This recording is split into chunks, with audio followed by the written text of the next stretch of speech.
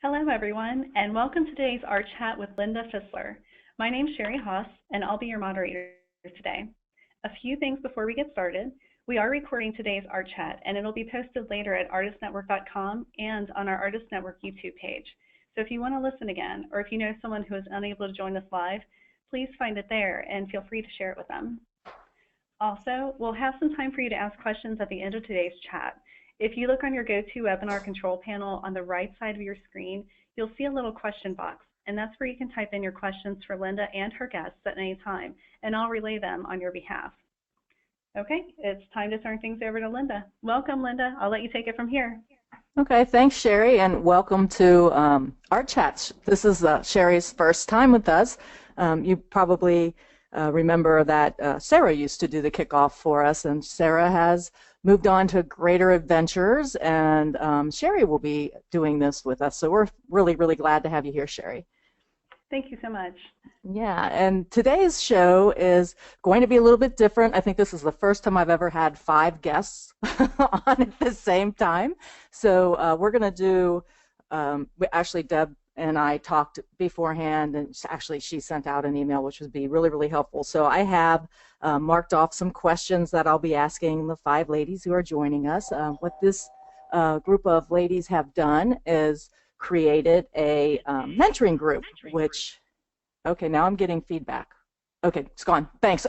Anyway, the mentoring group, it's 5 women, and like I said, and I'm going to have them introduce themselves so that you can guess, or you can't guess, but you can know or get a feeling for their voice and their names. So as a part of the introduction, please tell us a little bit about yourselves, ladies, and what medium you create in, where you're located, and how long you've been an artist. So Deb, why don't you start off? Sure. Thank you, first of all, for having us here, Linda. We're really excited to be part of this podcast. Yeah, it's our pleasure. I'm Debra Keirce, and I paint in acrylic and in oils. I'm here in my Northern Virginia home studios, and I've been an artist since high school as a hobby, but in 2010 I declared myself full-time. So I've had gallery representation since 2012, and you asked something amusing. Well, actually, I wrote about this on seasideart.com's blog. I was doing a demo, and it was at Huckleberry, and I had a kind of a really good situation. My gallery owner came up and said, "What would you say if I told you we sold 12 of your paintings?" And me being Deb, my foot got caught in a cord, my easel flipped over, it hit the person, my tray table, and then it hit the person's easel next to me, Trisha Ratliff, my friend and artist, who I was doing the demo with, knocked over her easel, her tray table, and I don't know, it's just a blur. At that point, it was like dominoes, you know? Trish steps back going, okay. And luckily, none of our paintings or anything got damaged, but now we know what I do if someone will come up to me and say, "You've sold 12 paintings in this show." So that was my amusing anecdote. How about you, Helen? This is Helen Beacham. I've been painting for 35 years with watercolors. I paint on paper, on Yupo, and on watercolor canvas. I was born in Montreal, Canada, but I've made my way south to Charleston, South Carolina, via Memphis first. I've done a lot of outdoor art festivals over the past 35 years, and my husband had to step up out of self-defense, money-wise, he says, to be my framer, even though he owned a commodity brokerage. Well, I'll never forget my very first art festival from 35 years ago. It was in Memphis, and it was about 95 degrees out and very humid. It was still early morning, but this lady came to find me in my booth, and she was obviously very, very upset. She said, "Ma'am, your frame is melting." When I ran to where she was pointing, I was at first mortified, and then I had to laugh out loud. My young husband, green as he was, had glued the corners of the frame together and didn't use any screws or nails. No wonder it was melting in the heat. For the rest of the day, I had to sell my paintings without any frames. I'm just glad we found them early in the morning. But that's how I started my career. You know, you learn You learn every day. There's a reason Yeah, we're creative. right. So Carrie, why don't you tell us something about you now? Sure. My name is Carrie Waller, and I am a mom of 2 boys, Stephen and Sam. They're 9 and 7, and I'm also a military wife, which brings me to why I am living in Japan right now. We are stationed here, and we're 45 minutes away from Tokyo. So I've been creating or doing art in some capacity my whole life. I got my college degree in interior design, but subsequently married my husband and moved to Germany, which changed my path a little bit. So I've always told myself I would do something creative. So about 5 or 6 years ago, I took my first watercolor workshop and told myself that I would pursue that professionally.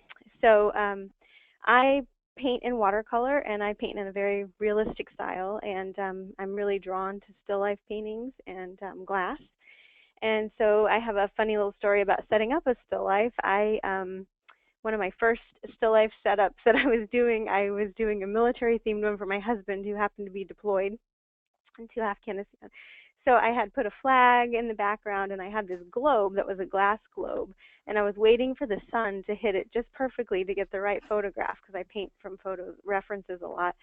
And I was in the kitchen, and I was kind of peeked into the dining room where it was set up, and I started to see white billowing smoke.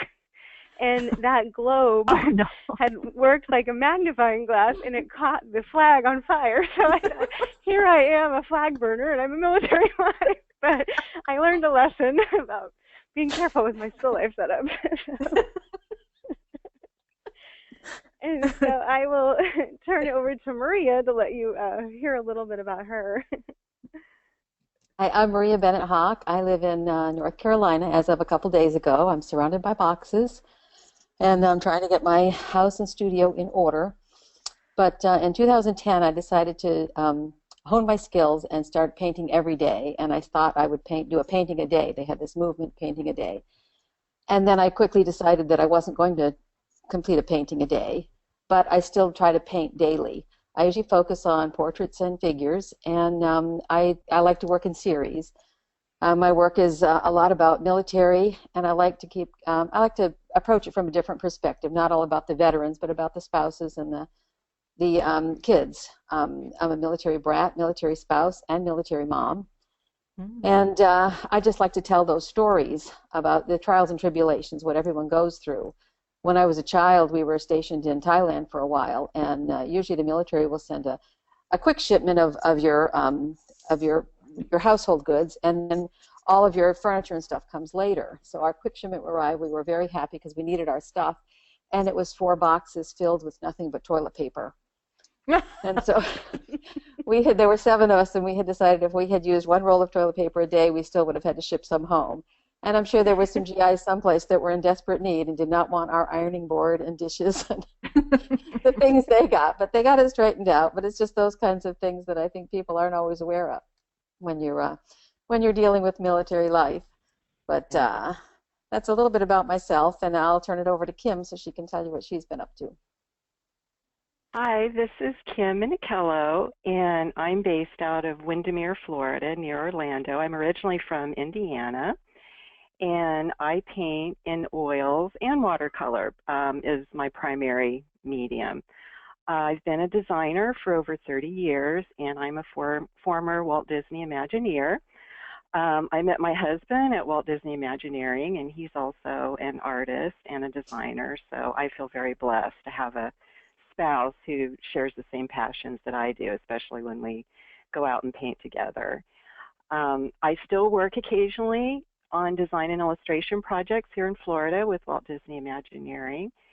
And my career grew as an artist from traveling and living overseas, working with Disney. And I've lived in Paris, France, and Hong Kong, China. And I started painting in watercolor by keeping a watercolor traveling sketchbook. And that's how I fell in love with the medium, and I've been painting mostly in watercolor ever since. My oils have kind of gotten dusty a little bit just because I love painting in watercolor so much. And while keeping a sketching practice, I started to develop the sketches into painting. So I declared myself as a professional artist or full-time artist in 2012 when I started entering paintings in Florida in watercolor societies, and I'm also a board member of the Florida Watercolor Society. And I plein air paint still a lot. I also go out at Epcot every week and plein air paint there. And there's always some interesting, things that happen while you're plein air painting. I remember one time when I was living in Paris and I was painting in the Tuileries Gardens, a group of Japanese ladies, a tourist group, came up. And they just surrounded me and started making comments in Japanese. Of course, I couldn't understand a word they were saying, but I felt like I was kind of on display, and I was their show. And I was just wrapping up the sketch, and I signed it. And I turned around and said, voila, to say I was finished. And they all just started clapping and carrying on in Japanese. And then because I traveled in Japan, I just said, arigato gozaimasu, and that just set them off. It was so funny. They were thrilled that you could speak a little bit of Japanese, too. So cool.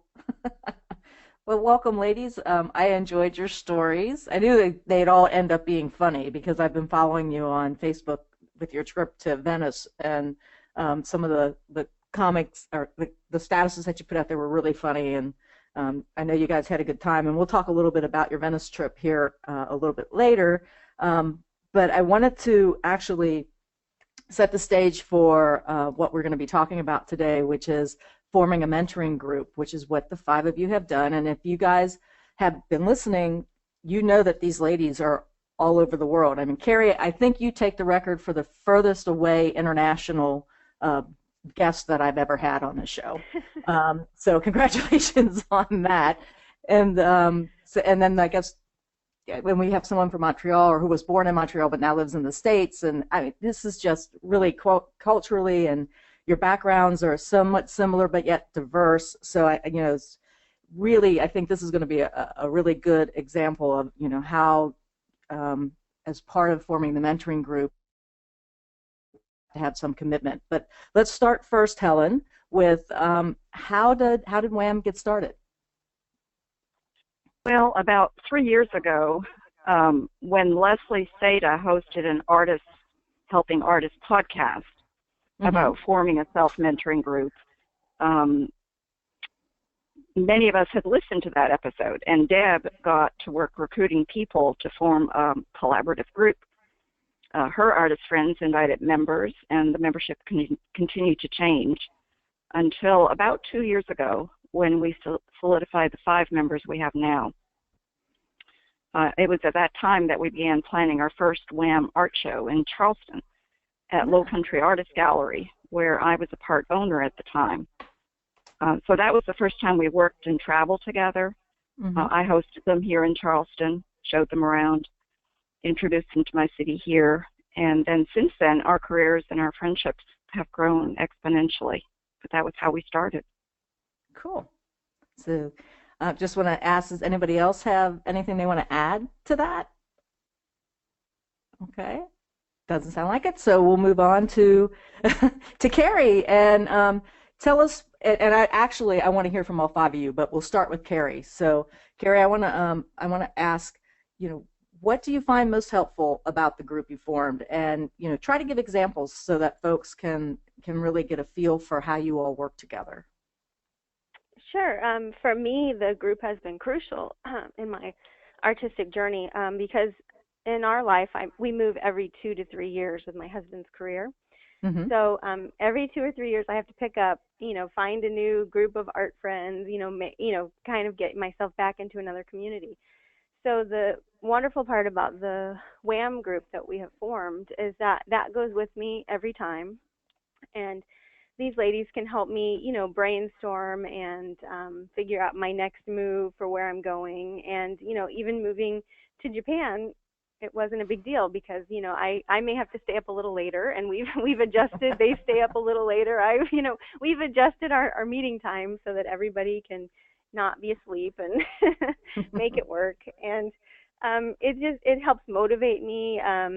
It's I always have these ladies to bounce ideas off with. And with the 5 of us, we come up with opportunities and different ideas that we wouldn't necessarily come up with on our own. I mean, Helen's done all these, she's been probably, I think, out of us the longest painting, and she's done all these art fairs, and she's got all this wisdom, and she does a lot of workshops. And, you know, we just all have these backgrounds, and Kim with her, you know, her design background, and Debra's really, you know, got a very interesting background, and so does Maria. So all of us bring something different to the table. We also span, you know, different age groups, and so there's, you know, different wisdom, you know, that comes with that. So it's just been really great. And I mean, there are things that I would not have done on my own if I didn't have these ladies, you know, as far as like going to Venice on an art retreat and doing these group museum shows. I think it has just, each one of us have built off of the other and really support each other. Great. Okay, anybody else want to join in? Maria? Okay, Maria, go ahead. Well, I first heard about WAM when Carrie stayed at my house. I met her through Facebook, and then she was doing a military spouses show in the D.C. area. She asked if I could help out because her husband was stationed, I think, at Maxwell Air Force Base then. So, so we collaborated. And then she ended up staying at my house, and I found out about the group. And one of the things I really like about the group is we're all at different places. We don't have the same goals, but we all work towards the same goal for each other. You know, we all want different things from our careers, but everyone respects everybody else's, you know, path, their journey. You know, there are things that I never even thought of doing that, you know, one of the, you know, members will say, oh, well, you know, Helen has an extensive email list. And I thought, wow. And I didn't even realize the importance of an email list until she started talking about it. And I thought, wow, that's something I've got to do. So it's just different things that I get from different people. And then, like I say, traveling around, you know, when Carrie went to Japan, she invited, you know, us to come over. And I always say, don't invite me unless you want me to come, because I'm probably going to show up. So sure enough, you know, Deb and I went over and had a fabulous time with a like-minded person who liked to do the same things we like to do and like to, you know, just seek out artistic opportunities in that journey. So, like I say, WAM has been invaluable to me in so many ways and encouraging. You know, I always say, you know, Deb is the one that drives this bus. You know, she's the one that's calling and telling us, you know, we have this opportunity, who's in? And most of the time it's all yes, yes, yes, yes. So it's just, it's an encouragement that snowballs. And, Maria, you know, I would just encourage, huh? I'm sorry to interrupt, but Maria, the funny part about that is, as you know, I'm a really lousy driver. Yeah, well, yes. Directions are not her strong suit. We don't. I'm assuming that was Debra that said that. That was Debra. Yeah, it was Debra. Yes, Debra. We don't let her drive, and yes, we don't get to take directions from her. But yes, that was it. Yeah, no, yeah, okay. I guess that was a bad example, but no, it wasn't. On track. Yeah. And I think, you know, we have no egos. We all appreciate each other's artwork. You know, it was just there's just so many good things about it. I would encourage anyone to find, you know, like-minded people and form a group that is about, you know, I would say 4 or 5, not more than 6 people, because it's too hard to get too many people together. But that way we find we're most productive. So. Good advice. Good advice. Yeah. So, okay. Anyone else? Kim?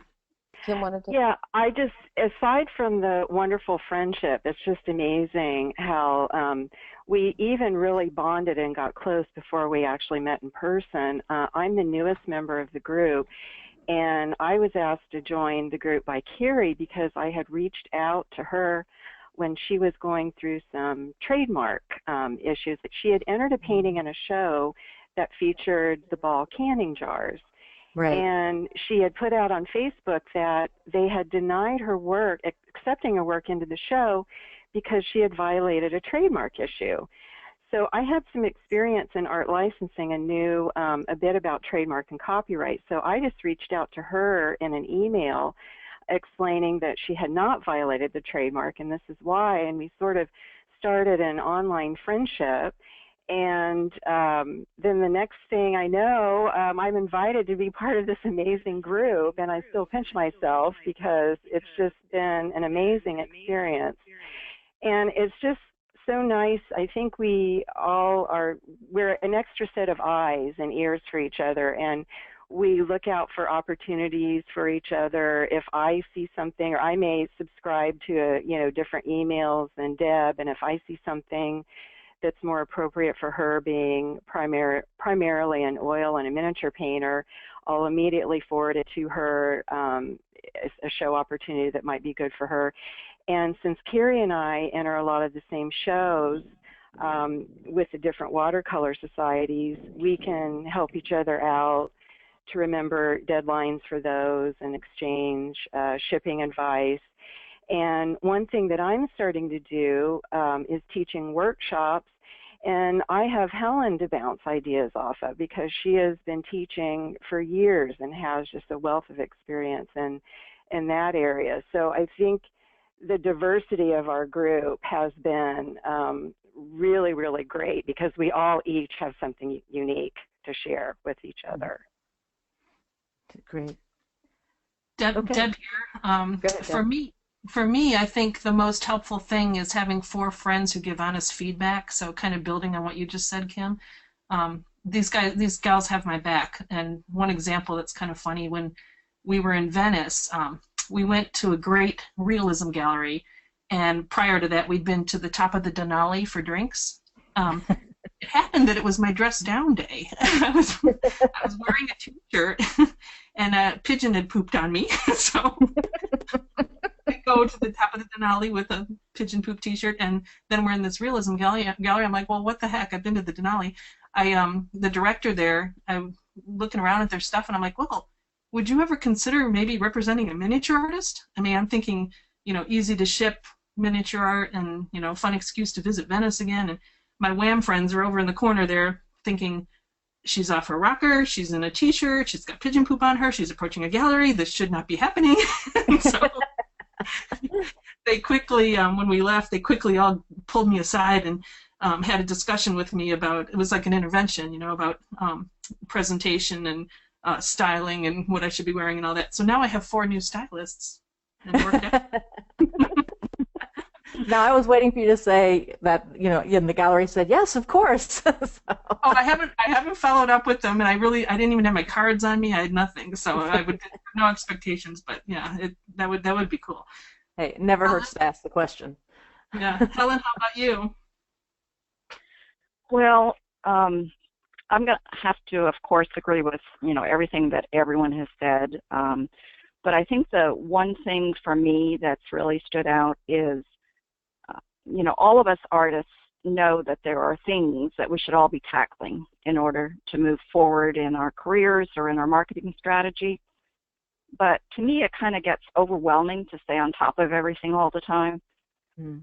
So when I have a group like this to depend on, inevitably, one of them is going to post either a link or a thought on our, we have a secret WAM page. We have our public page. We want to invite the community to participate in our goings-on and ask us questions. I mean, part of what we do is mentor, so, we're there to answer questions. But, yeah, we also have a secret page where we can just kind of reach out to each other. And on that page, we'll post links or thoughts, and for me, it's just a general reminder for me to take that item off of one of my many back burners to a front burner. So, yeah. I enjoy getting on every day and just seeing who's got what on their mind on any particular day. And I don't think there's a day that goes by that we don't, each one of us, post something on that page. Great. It's no longer secret, but everybody's going to be writing you, can I join your secret club? Yeah, you need the code. Yeah, you need the code. You have to know the passwords. That's right. The secret handshake, all that good stuff, right? Yep. I can comment on our public page. We do have a public page, so we're always on there too. Yeah, and I would encourage guys to do that. If you just go up to the search bar on Facebook and put in WAM Women Artists Mentoring, I think you'll find it. Is that correct, Deb? Yes, and also the actual URL for it is facebook.com/WAM artists, plural. There you go. Okay. So, yeah, it sounds like you guys have built some really, really great friendships. I'm going to go off script here for a second, but do you mentor each other? Do you give critiques? I'll start with Deb. Do you give critiques to one another or advice to one another? I know you do advice as far as, you know, hey, try this, you know, go to this person or something like that. But I'm talking about, do you guys like do critiques and reviews of your artwork with each other? We do, and you guys can all answer this too, but I feel like in the beginning that was one of the main things we did, was to mentor each other or critique each other's work, and then we kind of got familiar with, you know, where we're going with things and why we're doing what we're doing and all, and so now it's just sort of an open book or an open invitation to, if I'm doing something, you know, and you have a comment, please, you know, respond. But we will on occasion put something, if we're struggling with something, you know, or we have an idea and we just want to bounce it off of everybody and go, is this crazy, or, you know, what do you think? We'll throw it out there to the group and on our private Facebook page and say, you know, if I go this way, do you think this is serving me well or not? And like I said, you know, when I was talking about what the group is to me, I love that I have this safe place to go to say, you know, will this work? And I get all this honest feedback. We don't really hold back. We're not rude to each other, but, you know, we're very, very honest. And that, I think, is one of the strengths of, you know, the group, in that we know each other well enough that we know we're not going to hurt each other's feelings by, you know, giving honest, critical feedback. But I would encourage other people out there to also create these a mentoring group like this. We're talking about our secret page and not having the code word or whatever, but our mission is really to have people listen to this and then to go out there and create their own, because I think we all become better artists, right, by having a group of people that can tell you, you know, honestly, what they think of your artwork. So yeah, absolutely. Anybody else want to add to that? Or yeah, this is Helen. I think back to one of the last days in Venice, Deb, when you had mentioned something about you want to look back at your artwork and, you know, why are certain pieces getting into shows, or why are certain pieces selling? And so we said, you know, why don't we just, if we have a concern like that, like I could look back at what paintings have sold this last year. I'm too close to my own paintings to realize, is there a trend or is there a something that resonates with the buyer? But if I post those pictures, then the group can input with some insights that I may not even have realized, which might help me guide my future projects accordingly. So I know we did some talking like that, and I think we're going to take advantage of some of that too. Cool. yeah, definitely. And this is Carrie. Just to piggyback off of that, it also helps. We are so close to our own art, so if we're entering competitions, I will put up, you know, what should I enter? Because some, you know, some have had success in some of them, and Kim and I and Helen are all watercolor artists, so it helps to make that decision of what to enter, you know, into a show and that kind of thing. It's really good because you can sit there and rack your brain and go over it yourself, but to have fresh eyes and people that you trust is great. Yeah, just throwing in my 2 cents around this, what I think is great is the cross pollination, if you will, of the different medias that you all have. So like Debra, who I believe paints in oils or acrylics. I can't remember, Deb. Is it oils? A little of both. Little of both. Okay. You know, and all of a sudden now she's starting to pick up techniques and different things that are happening in that, you know, in watercolor. So, you know, what you can learn from each other, since you all do different medias, or you know, some different medias, that you could talk about even the different techniques within those medias and kind of stretch each other to try something that works in watercolor. Will it work for oil and acrylic, and, you know, vice versa. So I think that's pretty cool, personally. Even could I add something to that? This is Kim.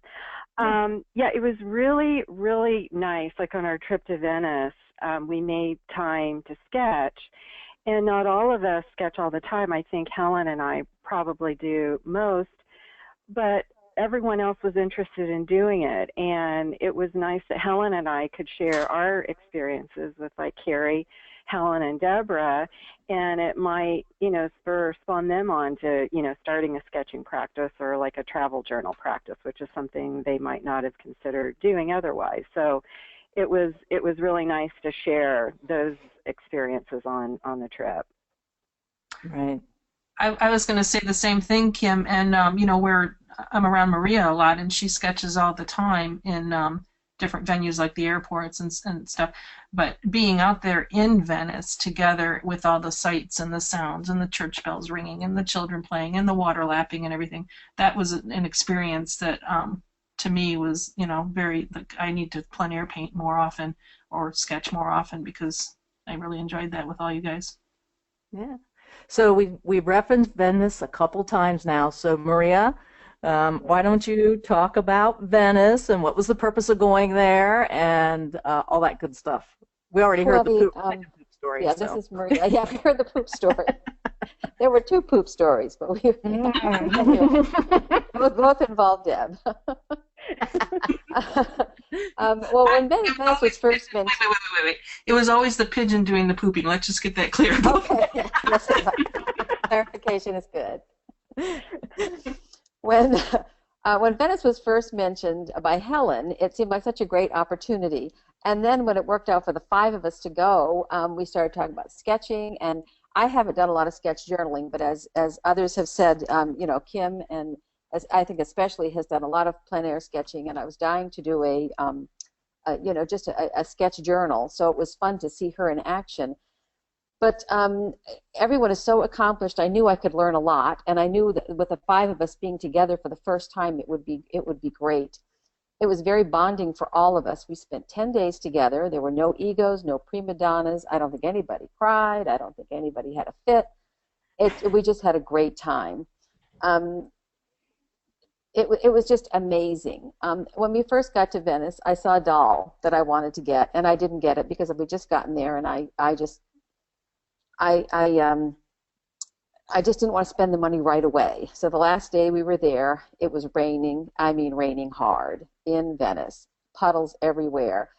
And the ladies wanted to make sure I got my doll. And so we trudged out in the rain through puddles. We got lost. I mean, we were soaked.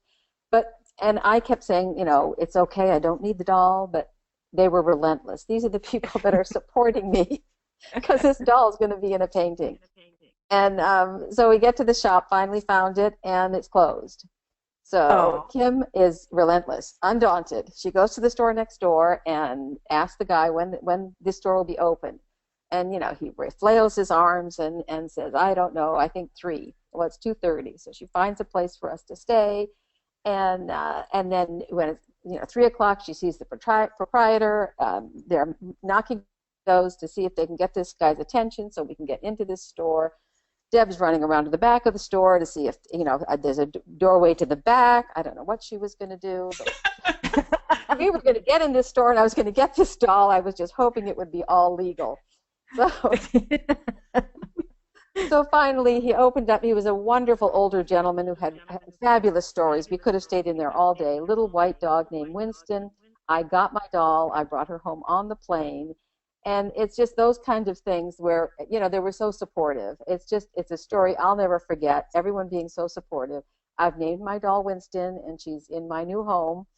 And it's just those kinds of things that it wasn't even anticipated in my mind that Venice would be that bonding, that great a bonding experience for all of us.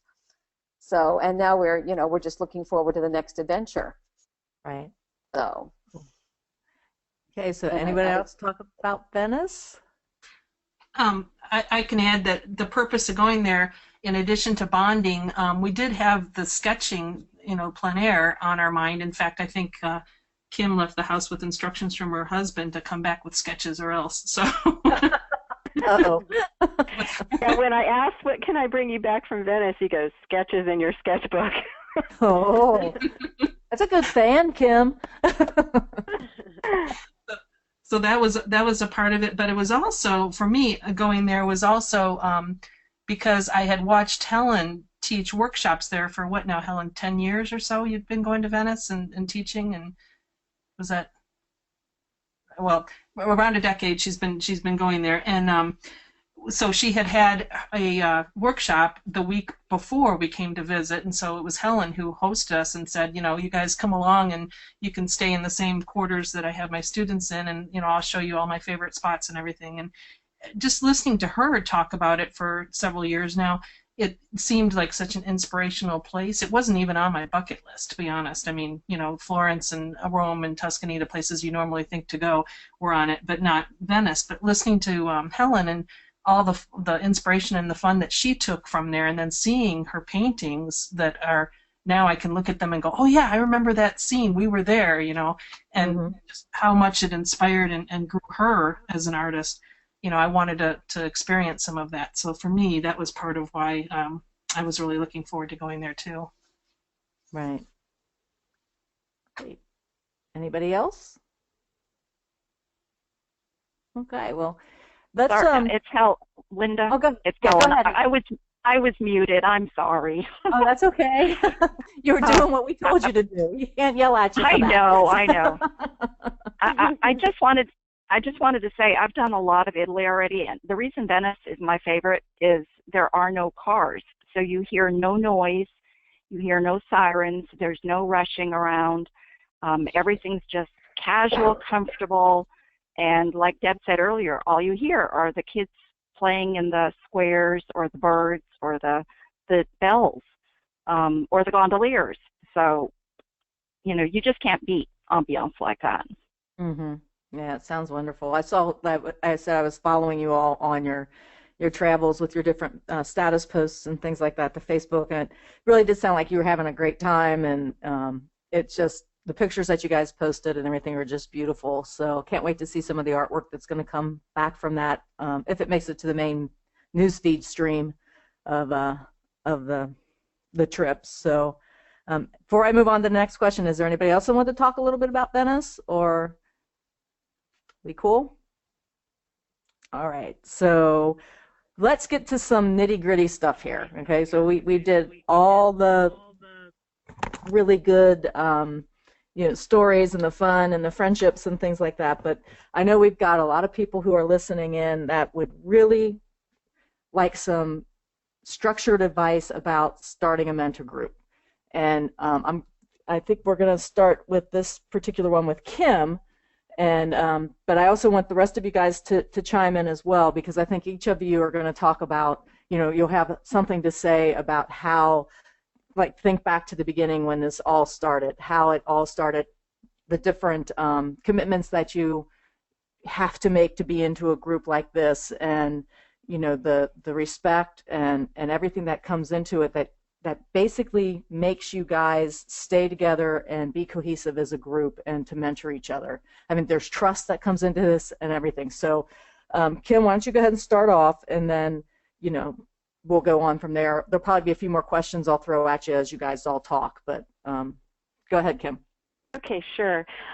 It really only takes one person to start a group, and like in our case, Deb is our go-getter. She just goes after every opportunity, and we admire her so much for that. So she really got the ball rolling with our particular group. But I feel it's also smart to define some goals and think about what you want to achieve by forming a group, and also think about how the group would be structured, like how often you would meet, so that when you go and propose to other artists or friends to be a part of a group, you sort of have an idea in mind of how you want to see the group formed and what your goals are, and you can structure if you decide to meet like once a week, once a month, and so you can approach other people and have sort of a plan in mind.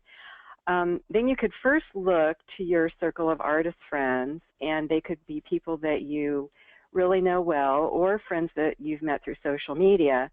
And even if you haven't met in person, which was our case before Venice, you can get a feel if you click with someone or not. So also think about approaching artists whose work you admire, or that may be further along in their art career than you are, because that'll bring something else to the table if other people have more experience than you do. In our case, Helen has been painting, for over 30 years, so she's a great mentor for all of us just because of the length of her art career.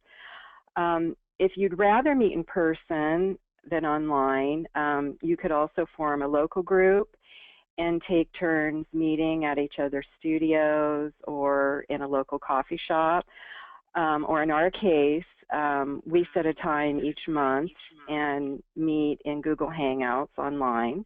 And I think Carrie's going to talk a little bit more about how we structure our meetings. Mm-hmm. Also, if you belong to art societies, like a few of us do, Carrie and I belong to quite a few watercolor art societies. You could also think about creating a small mentoring group with other members of that society. Some societies, like the watercolor societies, the members will be working in the same medium, but there are other societies out there, like I'm also a member of Women Painters of the Southeast, and there's other societies like American Women Artists, and you can maybe also tap into some members of those societies if you wanted a group like ours that has more of a diverse areas in the medium we work in.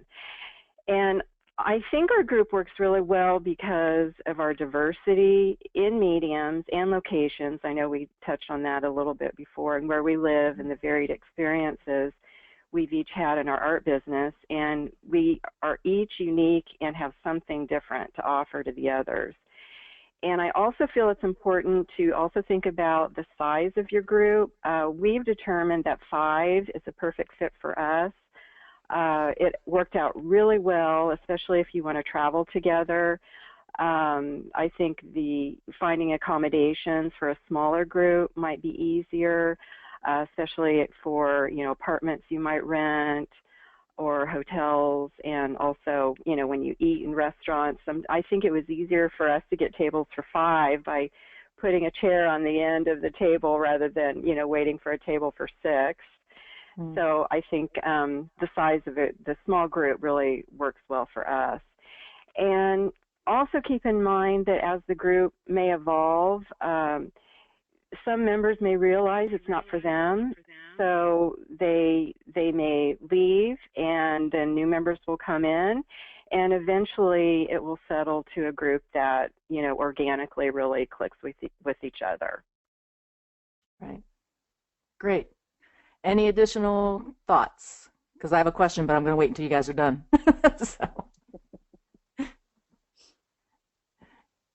Well, Linda, it's Helen. Oh, okay. Go ahead, Helen. I guess I could touch on the commitment it takes for a group like this. It's like any good relationship requires commitment, and ours is no different whatsoever. You get out of it what you put into it. Right. We said early on as a group that we don't want this relationship to be work, in quotes, no homework, no assignments. So as a result, everything's easier and more fun. With us being all over the globe, it simply means that our online meetings, we'll find Carrie enjoying her morning coffee in Japan while we're maybe indulging in an adult beverage in the States. Just because of the time difference, yeah, or we might have to wait a few extra hours for a vote by Carrie when she gets up. But other than that, the way we meet online has worked perfectly for us. But like Kim said, depending on who you bring into the group, if you're all local, you could certainly have more options as to how you hold your monthly meetings. Right. And I think that structure is really, really important. Otherwise, it just kind of dissolves into you guys all being friends, and it kind of is there some accountability that goes on when you have meetings and you set goals and you start stretching to meet those goals. And I think you guys probably hold each other accountable as well. So I'm just curious too, this is the question that I was going to ask, and this is off script just to let you know. Did you form the group because you all, do you think you all kind of congealed into this group because you felt something was missing from your art journey? Or you know, that didn't even come up, and it was just something that you all just wanted to do? Well, this is Helen again. Let me just answer from my own perspective. It was when I heard Leslie Sada's podcast about, hey, people, consider doing this. And it was like literally an aha kind of moment. Mm-hmm. Like, yeah, you're right. And like I think Kim or someone else mentioned, you start to think about who do you admire out there and who would you like to be in a group with. And I had been Facebook friends with Carrie for a while by then, so I reached out to Carrie. And she said, well, I just became a member of this group. Let me put your name before them and see what happens. And so I was invited to join the group. So it was more a matter of, is there something missing in my art life? You know, would this benefit me? So I wanted to reach out and test those waters, knowing that I could always retract at some point, but no, instead it's just been going forward rather than thinking about pulling out. Cool. This is Carrie, and I just wanted to expound on that. And I think as artists, it can be a very isolating profession, and Absolutely. you're in your studio alone. Mm-hmm. And especially for me, who moves all the time, it's just nice to have that constant group of people that, you know, if you're not, we meet once a month online, but we constantly have our Facebook pages. You know, we're always on there talking back and forth, and so it's just nice to know. And like for me, who my husband, the most I could get when he would come home, you know, oh, I painted all day, look, and he, you know, it was not a lot of, there was not a lot of artistic discussion at my house. So it's nice to have that from, you know, peers that know exactly where you are and, you know, what it takes. And so that's what I enjoy the most about it. Right. This is Deb here. I'll add to when we talk about commitment. One of the things that was important to me when I thought about, you know, being in a group is that we not feel like one person was driving the bus, especially since we established I'm not a good driver. So I wanted to make sure that we had this understanding that we had shared leadership, and that's something that I would recommend for anybody considering starting a membership group. You don't want to be the person that's always dictating what's going on, or maybe you do, I don't know.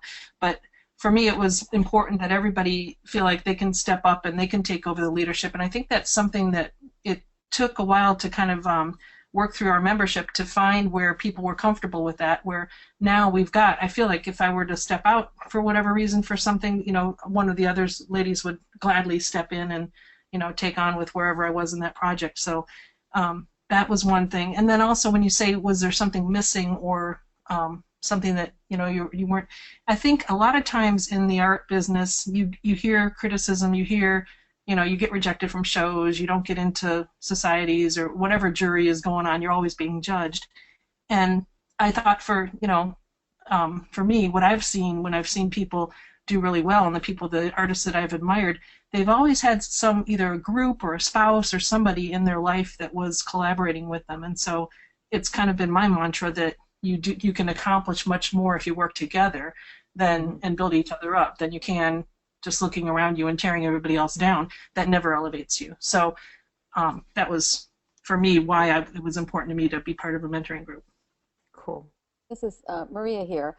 I think it's important, too, that we all have such great senses of humor. We laugh a lot. We're all proactive people. We all want to get things done. Not all of us want to do the same things, but we are genuinely appreciative of each other's successes. If someone gets into a show, you know, everyone is happy for them. Not all of us are looking for gallery representation. Not all of us are advertising the same way. But we all can still, you know, get something from the way other people are doing things. When we do get together, if a couple of us get together, one of our jokes is we just bring these little cardboard heads of all the other ones. And, you know, we take these group shots that, you know, it's like bringing Flat Stanley, only we have the Flat WAM group with us. So it's like, you know, you always have this group with you that's behind you, you know, and honest. You know, another thing I always say is if I want someone to tell me to look pretty, I call my mom.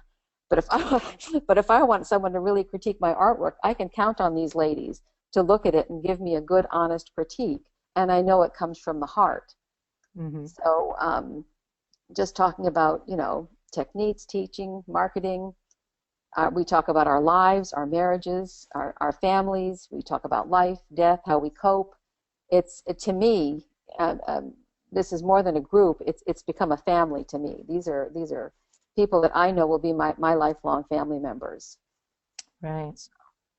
Getting teary. Okay, move on.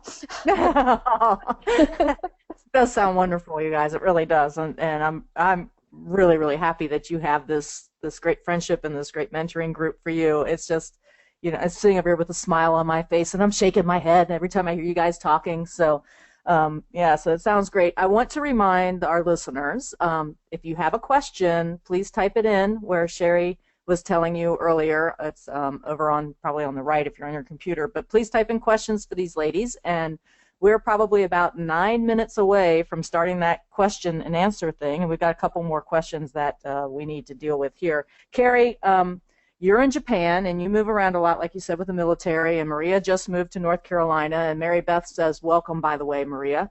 I saw that. Okay, good. I didn't know if you did or didn't, so I wanted to put that up there.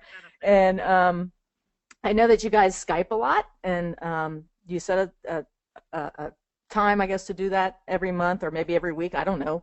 Carrie, tell us about the Skype sessions or the Skype calls and setting the agenda for that. Sure. Well, first I'll say we have now switched to Google Hangouts, and that was a hang-up in the beginning, just figuring out the technology and what was going to work the best and what was not going to, we weren't going to get cut off and who wasn't going to be muted or who's, we went through a lot of trial and error with figuring out the best thing that would work for us. And Google Hangouts has worked very well right now. Oh, cool. And we've tried a lot of different things.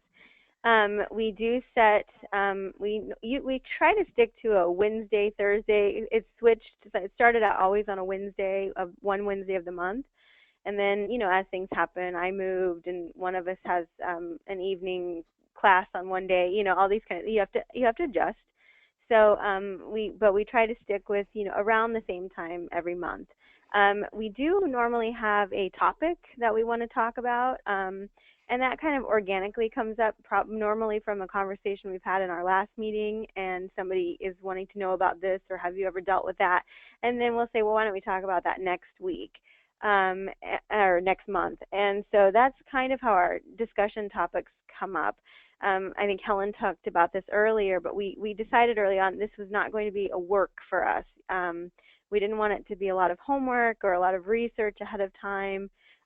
Just because we are busy, and if we did that, we were afraid our group would dissolve quickly if we had too much, became a stressor. So we wanted it to be fun, and so each week we've talked about some, very serious things. We've also had, fun on some topics, but we do normally have a topic, and we do come to the table with just, if we're going to be critiquing art or whatever, we make sure we have that, that week, or so, and then organically it kind of flows from there. And then inevitably somebody will have an experience that will help somebody. I have a good example in my, I had a commission one time, and it was a dentist's office. And the people had sent me these photographs, and they were all in the wintertime, and they were moving. So there were moving boxes all over the front of this office they wanted me to paint. And I was like, I don't know. And then she's saying, it used to have a circle drive, and it used to have this. Can you add all that in? And I was like racking my brain, without being able to physically go to the location to see what it looked like. And Deb, who'd done a lot of commissions, said, oh, well, go to the Google Maps and see if you can find a street view, because sometimes they're from a while ago. And sure enough, they had a street view with the circle drive and with the trees in bloom. So, I mean, just those kind of things, it saved me a huge headache, because I could reach out, to our group and share what I was going through, and somebody had been there, done that, and knew the answer. So, I guess, I mean, I think I've answered it. Maybe we do have a topic, but like I said, it kind of evolves into the next thing, just like any conversation. And as our group kind of settled out to the people that we have now, this is what works really well for our group. And I think we'll continue in the future with the same structure. Yeah, I think that probably in the beginning you relied more on those face-to-face type of meetings, and now that you guys have a secret group and you know each other so well, you probably spend a lot more time, probably every day, going in there and chatting or posting questions that you can answer, and that's because you've built these great relationships ahead of time, Right. and kind of know each other. So yeah. Okay, so I think this last question before we get into questions from the group and before we talk about what's up next for each of you, let's just talk about, is there any other advice? I think Maria,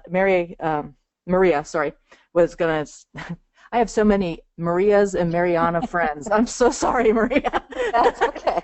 No problem. So anyway, that's advice. Yeah, it's the main advice I have is if you want it to work, it can work. Check your ego at the door, and be proactive. Just everyone work together, and as I said before, a good sense of humor. And if you want it, it can happen. It's like any other relationship you have. Everyone has to want it to work for it to work. And once you get that good mix of people, like they said, Deb was the one that started this and invited a bunch of people, and some have come and gone, and for different reasons. And then we settled onto these 5, and that's what makes it work. So it's the thing is not to give up. If something doesn't work out with one person, invite someone else. Maybe they don't have the same. That we've encountered people that were, it just wasn't their thing. It just, it is.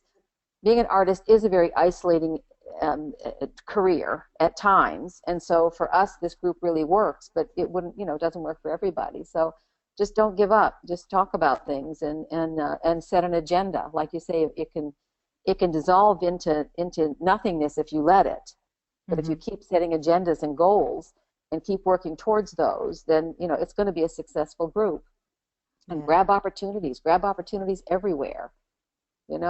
I think one of the things that, well, I was going to say especially Deb, but all the ladies have really taught me is just don't let the opportunities go by. No matter how busy you are, just, grab them and run with it. So.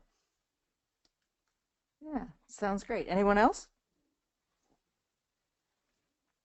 Okay, then let's quickly go around, and Deb, I'm going to start with Kim. Kim, what's up next for you?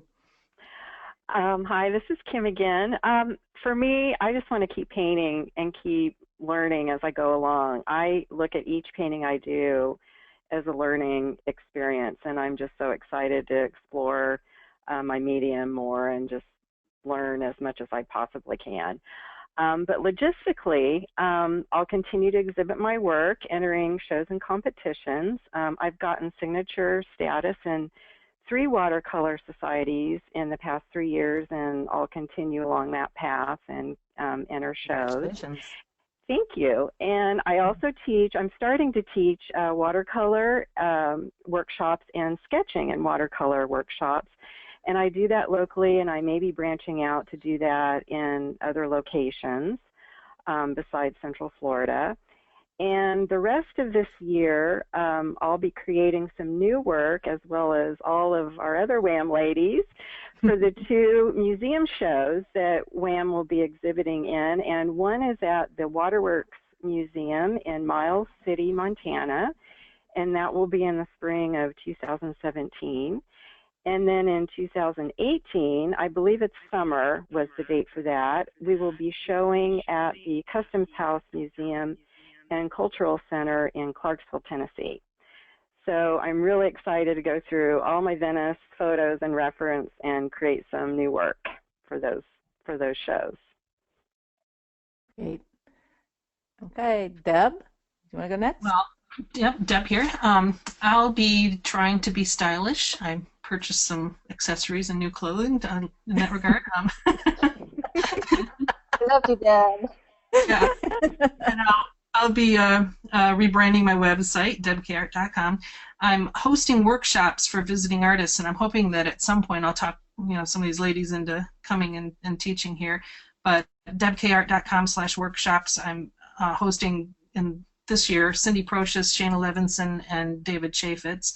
And then next year, I've got Carlo Russo, Teresa Oaxaca, TJ Cunningham, Tina Garrett, and our own Linda Fisler coming. Yeah, thanks, Deb. Yeah, Linda and I haven't talked yet, but you'll be, I think, teaching about painting and writing, right? So yeah, we'll be talking about just the whole general thing, and we'll talk. it'll be good. We'll have more details on that soon. Yeah. Also, I've got art talks. I've been invited to speak at several high schools and at the Montgomery Art Association in Maryland and the Springfield Art League here in Virginia. And I have a solo show coming up in Nova at the Manassas campus here in Virginia in November, and I'll be giving a talk there. So I have to figure out what to talk about. That'll be top of my list. And then I'm full of ideas like Kim for paintings inspired by both Tokyo and Venice. So I'm really looking forward to seeing just where my imagination takes me from here on out. Right. Helen, what's up for you? Well, I'm about to participate starting next Friday in a 17-day outdoor art festival in Charleston. It's called Piccolo Spoleto. And then, as you heard, I just got back from teaching a sketching workshop in Venice, but I'm now taking applications for artists to come with me next spring in 2017. And then also, as mentioned, the museum shows, we'll be painting for that.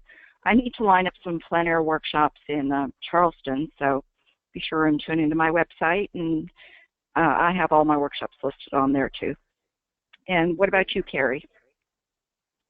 Well, I have one more year in Japan, so that when we moved to Japan, that kind of shifted things. I was teaching a lot of workshops around the country before we got here, so for 3 years now, we've been here for 2, I've got one more year left in Japan. It shifted my gears a little, so I'm trying to take advantage of living here and soaking it all in, because I know it's already inspiring me in my work, and I want it to continue. And then the Venice trip, adds on top of that, so just all those rich experiences that I want to use in my artwork. At the moment, I have several commissions that I have got to get finished, and then we've got to, start working on the museum shows that are coming up for WAM, and I'm already scheduling some workshops for when I'm back in the States in 2017. So lots of fun things coming up. Okay. I'm working on, this is Maria, and I'm working on paintings for our upcoming shows. I've been doing photo shoots of military spouses to tell stories about their lives, and I've gotten some diverse personalities. I'm trying to show, like a different side of the military spouse in a positive way. One of my spouses was the first, one of the first to be able to send an email to the USS Nimitz to her spouse. And if anyone knows anything about when military members are on a ship, it was almost impossible to get information to them. So that was a big milestone for military spouses. And I am actively soliciting any spouses that are in the Raleigh-Durham area and would like to model for me. So you can get a hold of me at maria@bennetthock.com. So those are the main things that I'm working on right now. Great job. You all did a great job talking, and you're not talking over one another and things like that. So I appreciate it. I was it's like, oh no, we're going to have 5 people. Let's see how this works out. But I think you guys did a great job, and I appreciate Debra. I just want to say I appreciate your leadership and making this talk happen. I think it was really, really a great talk, and I think it's going to inspire a lot of people to start their own mentoring groups out there. And I know we probably have a few questions, so I'm going to turn this over to Sherry to ask the questions from our listeners. Thanks, Linda. Ladies, this has been so fascinating, and we've gotten a lot of great questions and comments, so we'll try to get to as many as we can. I'd like to say that if we don't get to your question to the audience, maybe you can post it on the WAM Facebook page, and it can be addressed later, because there's so many great ones. Yeah. One of the questions we have is from Gloria, and the question is, if you work together to try out different social media marketing tools to figure out what actually works as far as selling your art, like do you compare and talk about what's working for you and things like that with all the constant changes? We do, and that is one of the things that we talked about actually early on in the group when we first formed was, what are your best selling platforms? And I think it was Maria that pointed out that, what we found is that really the best platforms are unique to each individual artist. So something that works for me may not work for Helen or for Carrie or for Maria or for other people in the group. So do you guys want to that? Yeah, I'll add something to that. We actually talked a little bit about this while we were in Venice, and I think it is different for each of us based on our experience. Now, Helen has been, doing art shows for a number of years, and she has built up quite an extensive email list by doing these outdoor art festivals. That's something that none of the rest of us have done. But it makes us think about ways that, what we do in our art careers that we can build up our email list. So that was one thing we discussed as being very important, was the email aspect, because people want to hear from you when you do a newsletter or have an email list, as opposed to, just posting something on Facebook, and not everyone, might see something you post in your news feed. So we did just recently talk about the importance of having an email list, and Helen had great advice for that. Excellent. That kind of leads us into our next question, also from Gloria. She had some really great art business questions. She's asking, if you exhibit together, or if you will in the future, do you share your client lists? And have you previously discussed the possibility that your clients may end up buying others, like each other's work? And is that ever an issue, or how do you deal with that? I would think that it's just okay because there's plenty of art, everywhere. But is that something that you've discussed? This is Helen, so let me take that. When we did the show, for instance, here in Charleston at the Low Country Artists Gallery, we each, first of all, we printed up postcards to send out, and then we each took a certain number of postcards and mailed them to our own contact list. So we have not shared our contacts. I think for myself anyway, when someone hands me their email list, or address I should say, or their street address, that's for me to use. They expect it not to be publicized. However, of course we know when our customer or collector shows up, they're going to enjoy whatever art they enjoy and buy whatever they enjoy. So we encourage each other's sales. There's not an issue there at all. How do the rest of you feel? I'll add, this is Deb, I'll add to that, Helen, that, in that show and in others that we're in, there's not a competition here, I don't feel like, between any of us. As you said, we support each other. But also, beyond that, we don't always have the same goals, even with the shows. Of course, we would all love for all of us to sell all of our work. But for me, for example, the show that you referenced there in Charleston at the Low Country Artists Gallery, one of my goals on that trip was to check out the galleries in the area. And because of that show, and because of Helen kind of giving me the rundown on the different galleries in the area and the people that she knew and all, I ended up with gallery representation at Ellis Nicholson Gallery in Charleston on Broad Street. So for me, that show, even if I hadn't sold a single painting, that was a completely successful endeavor for me.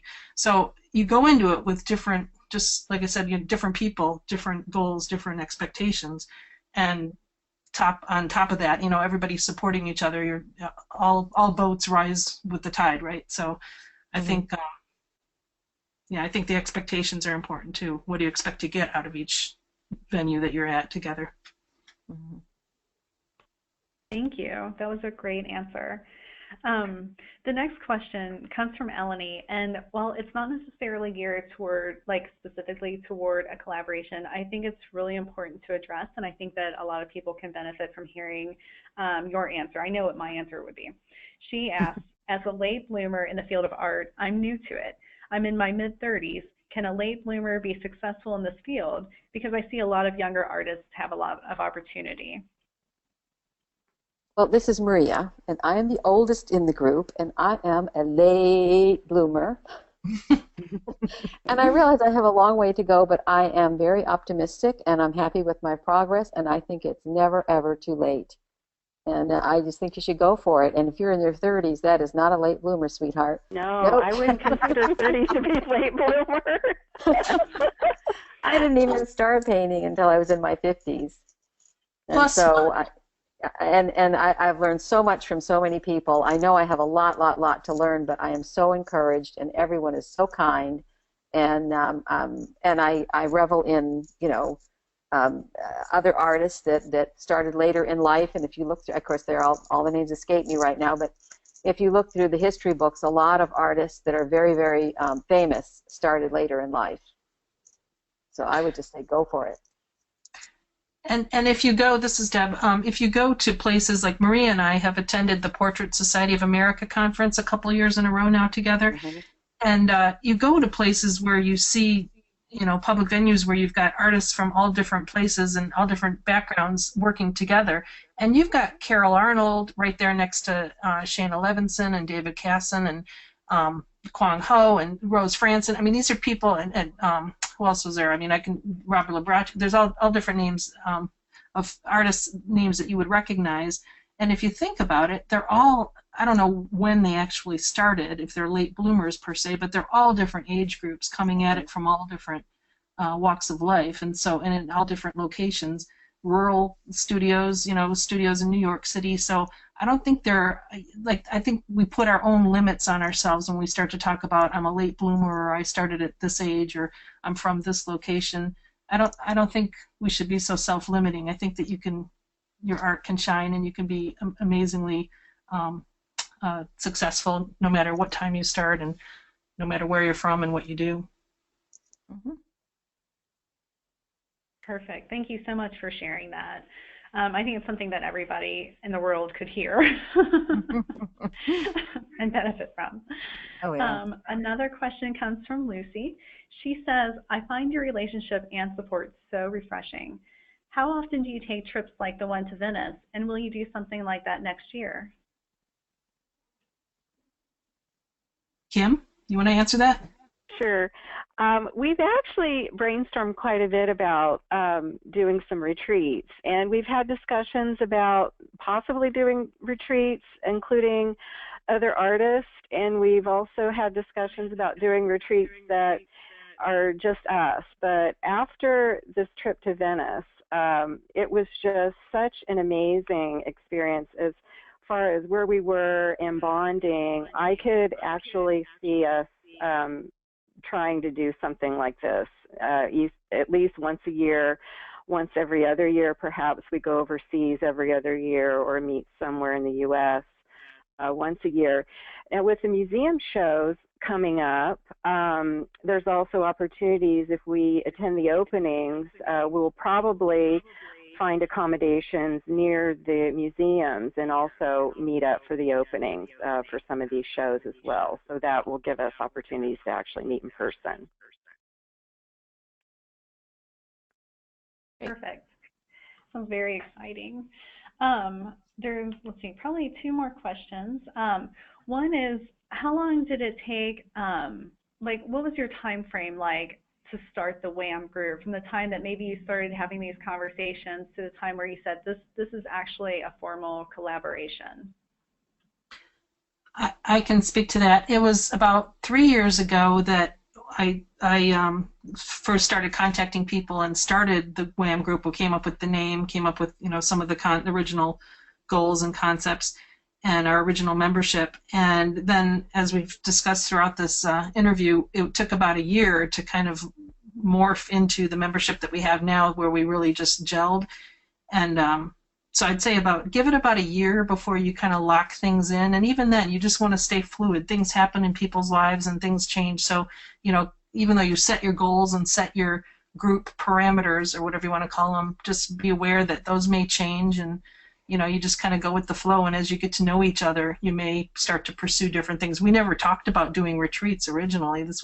Traveling wasn't even we thought we'd be completely online, and now look where it's taken us. So you just have to, dream big and and have expectations, but keep them fluid, keep them open to new experience. And this is Thank Carrie. you. I just think, and you should not get frustrated whenever a person in the group decides it's not for them, or take it personally, because people are, people know their limitations sometimes, and it all kind of shakes out to the group that should be, together. And so just don't get frustrated if it isn't exactly the way you pictured it in the beginning, because things happen for a reason, and people have to drop out for different reasons, and so eventually you get a group that it just all clicks with, which is where we are right now. Cool. This is Helen. I also just want to reiterate, though, that travel is not something you have to do. I mean, we were totally content, totally successful as a group before we started traveling. So it's not something you have to do in order to bond. It's just maybe an extra little perk. And sometimes not everyone goes. Like, I met Kim in Savannah. We spent a long weekend together. Deb and Maria went to Japan to be with Carrie. So it doesn't mean everyone has to do everything together. It's just, as opportunities come up, you either jump in or you pass until the next opportunity. This is Kim. I didn't meet Debra, Carrie, and Maria in person until Venice. So I arrived first, and I'm waiting for them to arrive in the Venice airport. Ironically, we all arrived at the same time, but that was the first time we all met in person. But I really feel like I knew them already just because of our, relationship, meeting online every month. So travel is great, but like Helen said, it's not necessary, because I really feel like I already had a close friendship prior to meeting them in person. Yeah. And some groups, this is Deb, I'll add that in some groups you may, have this discussion before you travel, but you might get along great online, but, travel's a whole different animal. You may not get along together. If all five of us, I won't name names, but if all five of us were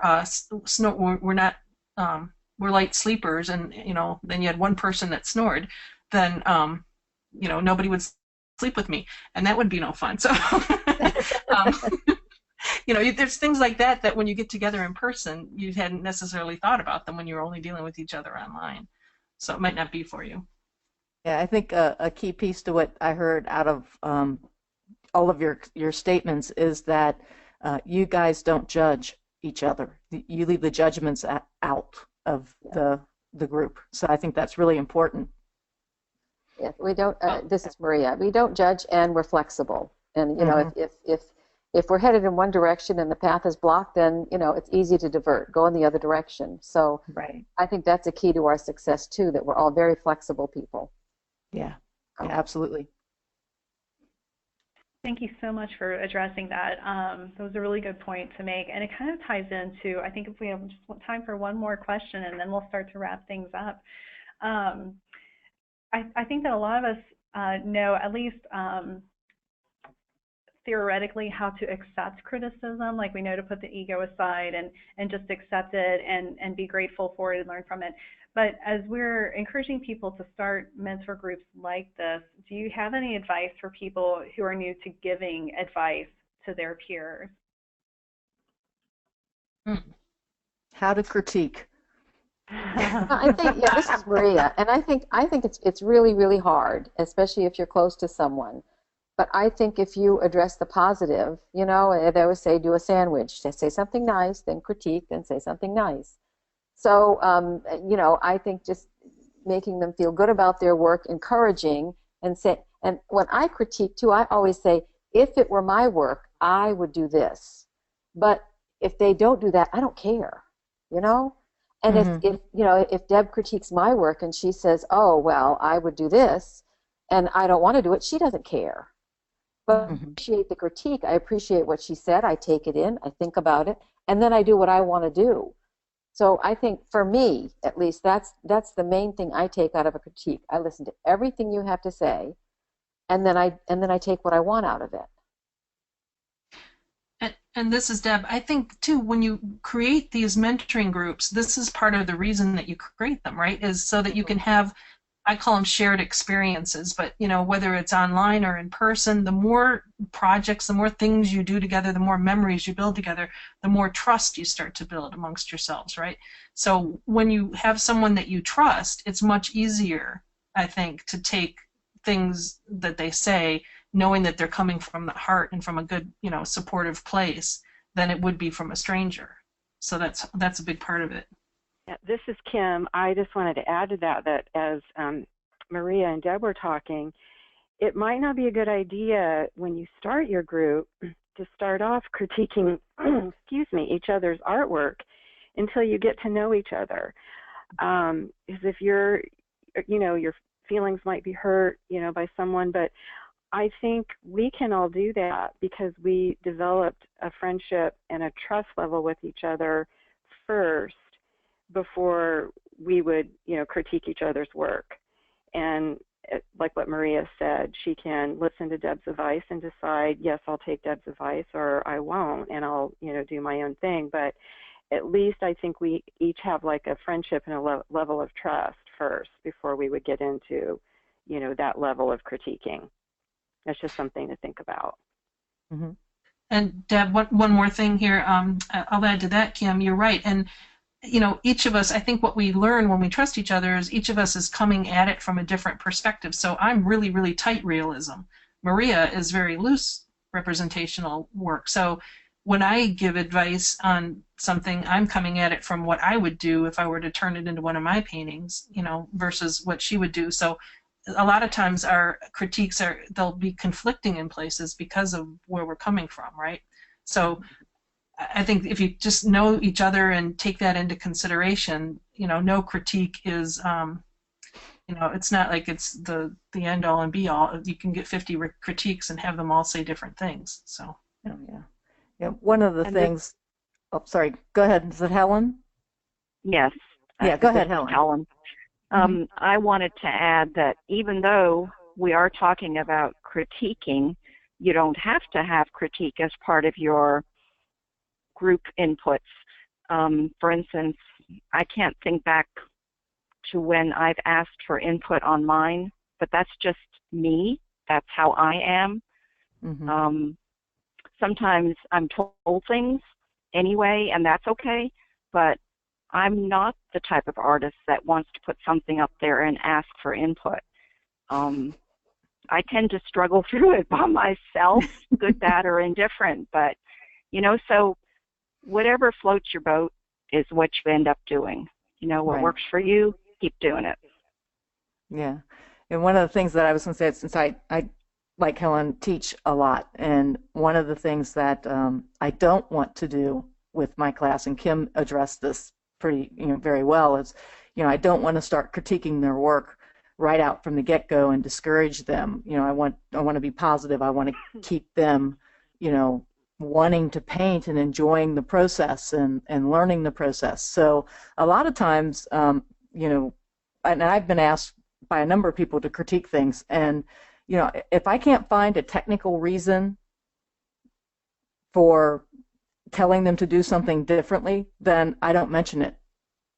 So, you know, if there's no technical basis, like if there's something technically that someone did wrong, it's like, hey, this is pulling my eye and this is the reason why it's pulling my eye type of conversation, versus, you know, you really did this wrong. And, you know, as I had a number of conversations with masters artists, you know, it's like, you know, well, why is that wrong? You know, it's like, so it just kind of, I agree with Kim and everybody that, you know, like what you all said. I don't think I'd start in the critique area when you're starting to form a group, because you have to develop that trust. And I think you guys all addressed that very well. So go ahead, Sherry. Did we lose Sherry? Oh, there she is. Thank you. Sorry. Sherry. I was saying we're getting a lot of questions at the end, so I think we might have time for one more. Okay. Let's see. First, I have a comment I'd like to share with you because it's so kind. It says, thank you so much for taking the time for this. It really helped me. It helped me feel more confident, and I would love an email with the arts names and websites. I am going to be sending that information. This was a wonderful show, so thank you, ladies, so much. Just one more quick question that maybe we can address. It says you talked a little bit about tech knowledge, and Dolores wants to know how, if you can expand a little bit on how you get started with something like Google Hangouts or podcasts. Like, what would you suggest would be the first place to start for a beginner? I can maybe address that a little. This is Kim. We tried, I think there were a couple of different venues that we tried, and I think Carrie mentioned this earlier. When we were using Skype, for some reason, we couldn't all get to where we could all hear each other. And so I did some research and found Google Hangouts. And to get started with Google Hangouts, you would have to have a Google account, which most people do. And once you have that Google account, Google Hangouts is just one of the apps that you may use, as, you know, just like all the other Google apps that you can use to actually start a meeting. So one person would go on, log into Google Hangouts. I believe it's also a separate app now. So instead of going to the website, there's an actual Google Hangouts app, which can be downloaded on your computer and on your phone. So you can also do a Google Hangout just from your smartphone. And one person would initiate a meeting, and you would invite all of the other members to that meeting via, I believe, their email. But as long as those other members are in your contact list in your Google account, you know, you can just say, I want to initiate a meeting, and then start clicking on the different contacts. And then once the other member would log into Google Hangouts, they see the invitation that they've gotten to join the meeting, and they just click on that, and then eventually we are all on the screen. So the way it works is you have a big screen, and whoever is talking sort of dominates the big screen, and the other members are in little tiny screens or bubbles on the lower portion of the window. So as each person talks, it kind of rotates back and forth as to who's on the big screen. And we have found that's worked the best for us as far as no feedback and us hearing each other, and the easy use of ease to actually do it. But we do still have some problems. It's not perfect, but we work around it and figure it out. But the nice thing is, this is Helen, you get to see each other on the screen. So it is face-to-face, and you can hold up a painting if you want to show something you're working on, or show the doll you got from Venice. You know, it just adds an extra dimension to the whole meeting online thing.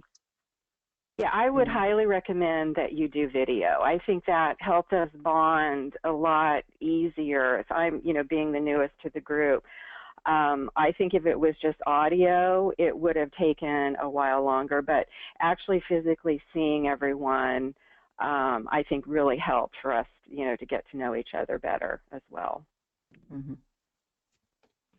And I'll add, this is Carrie, that Google Hangouts is free, and some of the other ones had free trial periods, or ads would start popping up, you know, after a while, things like that. So this one is, you know, free and easy for the most part. Great. Excellent. Thank you so much. I just want to, let's see, kind of start to wrap it up. I'll let everybody know that if we didn't address your question, you are encouraged to visit the WAM Facebook page, where we can sort of continue some of these concepts and ideas. And let's see, also, Linda, you have another art chat coming up next month. Can you tell us a little bit about that? Yes, next month, June 15th. I think we have a time that we're going to schedule there, but it's usually around 1 o'clock Eastern time. We're going to be talking with Juliet Aristides. We say, always screw up last names, guys. We got to get real last names. That's all there is to it. Juliet is a wonderful lady. I've met her and known her for a number of years, and I always enjoy talking with her. She has a new book out, Lessons in Classical Painting. So we'll probably start off talking about her new book. So we have being an author in common. And then we'll probably go off and talk about some stuff with her atelier out in Seattle and what she has coming up next. Fascinating lady to talk with. Always has some great insights. Excellent. Well, I'm really looking forward to that as well. Yep. Thank you, everyone, for joining us today.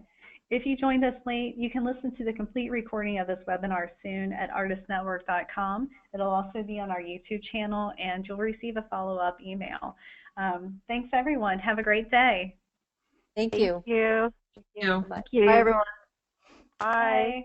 Bye.